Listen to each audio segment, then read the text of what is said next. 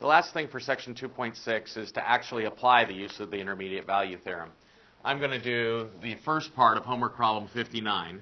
So 59 part A says use the intermediate value theorem to show that 2x cubed plus x minus 2 equals 0 has at least one solution on the interval negative 1 to 1. So the first thing I want to do is turn this into information like the intermediate value theorem. So what I really need to do is I need to show that some function, well, which is this one, I need to show that that function, well, what's it mean to have a solution? Well, that means to have a value of 0.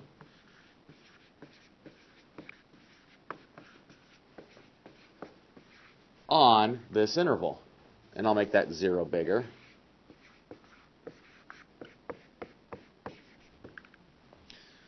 So I need to show that the hypotheses of the intermediate value theorem hold true. So the first hypothesis was that the function has to be continuous on the closed interval.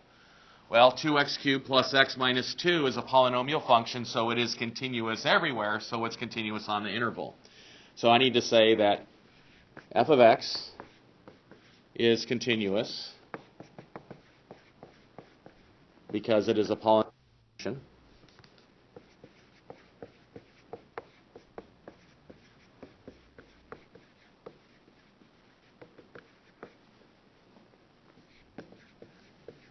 The second hypothesis was that the k value, which in this case is the 0, has to fall between f of a and f of b. Well, I don't have f of a and f of b, but I can calculate those. So if I put a negative 1 in for x, my f of negative 1, negative 1 cubed is negative 1 times 2 is negative 2. Negative 2 minus 1 is negative 3. Minus 2 is negative 5. I do the same thing for f of 1. Put a 1 in. 1 cubed is 1. 1 times 2 is 2. 2 plus 1 is 3. Minus 2 is 1.